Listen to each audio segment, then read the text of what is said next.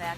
You know, the state of Arizona is made up of so many different cities. So how does your city help you, and how does your city help keep you safe? I've got Matt Lord joining me this morning, along with a bunch of other people. And Matt, you're with the League of Arizona Cities and Towns. Correct. Tell me about this program, AZ Cities at Work. Well, Arizona Cities at Work is a collaborative effort among the 91 cities and towns in Arizona. And it's an effort to educate, inform, and engage our citizens to learn more about the services that cities and towns provide. Cities and towns provide the basic services like police and fire, trash pickup, recycling, but they also provide programs that enhance the quality of life and the betterment of their citizens. And so today we have three examples of kind of those services that help improve citizens' lives. How much does the city's culture play into what they have to offer the residents of that community? It plays very much into it. With 91 cities and towns, each city and town is unique. And because they're the government at the local level, they can respond to the needs of the citizens. So you'll find that a town like Clarkdale is very different than Phoenix, is very different than Flagstaff, and each of them offer programs that are unique to those citizens. I find it so fascinating. How did all of these cities come together to do this program? Well, the cities came together. The organization that I work for, the League of Arizona Cities and Towns, is made up of all 91 cities and towns, and we help the cities and towns to provide better services to their citizens. But our board is made up of mayors and council members, and they got together and they said, how can we educate, how can we inform our citizens of not only what every city and town is doing, but what our individual cities and towns are doing? And so this program was created from that. And with these programs, we are going to talk about some of the summer programs right now. Going to the city of Tempe, joining me, this is Anna Marie O'Brien. She's a librarian with the city of Tempe. And Anna Marie, now tell me, you have a Dig Into Reading program. What's that all about? Well, it's our annual summer reading program in Tempe, and it's up right online. And it's all ages, which is great, from small babies up to adults. Signs up, and as they read, they track their eligible for some great prizes and giveaways throughout the program. It ends on July 27th, so there's still plenty of time to get involved and get into reading.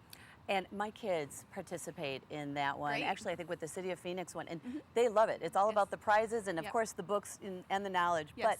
But you have a program for people who have overdue books. Right. We have this great program called Water for Fines this year. It's our first year doing it.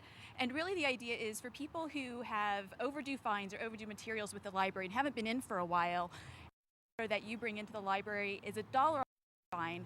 What the great deal though is if you buy a case of water for maybe $5 or $6, that's up to $30 off of your library fine. So we're encouraging everybody to donate some water fines. The water itself is going to the needy in the community. Oh, perfect. Thanks so much, Anna Marie. And then up next here we have Lisa Kudis. She is Information Officer with the City of Goodyear Police Department. Good morning. Good morning.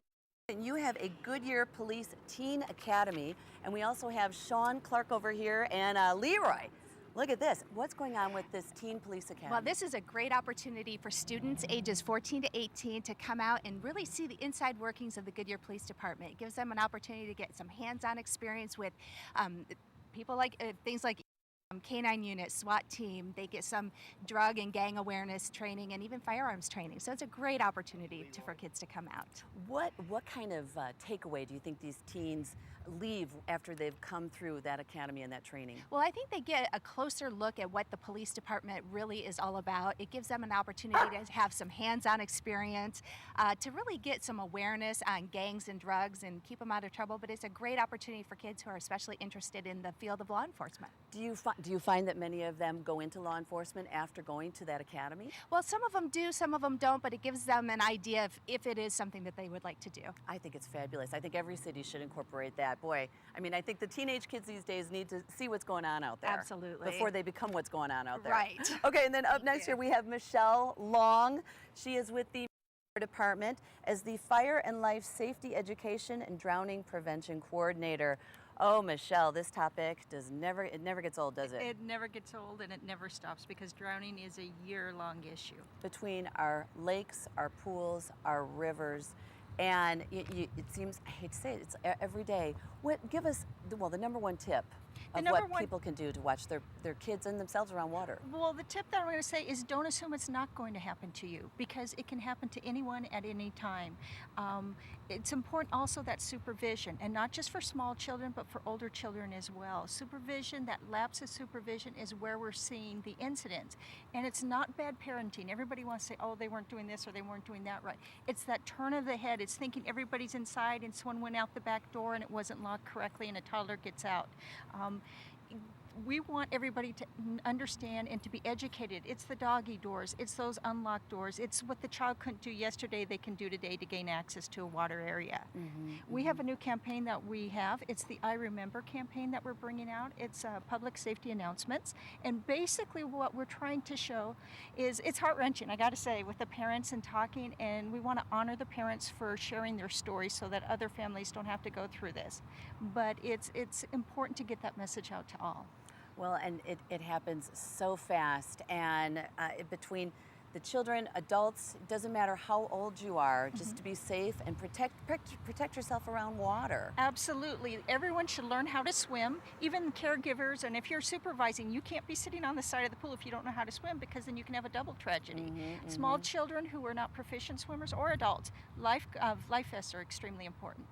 Thank you so much for joining us, Michelle. You know what, Arizona, there's 6.4 million people here in our state. Get involved in your city, get involved in your community. Check out azcitieswork.com, and the program is AZ Cities at Work. We'll be right back after this.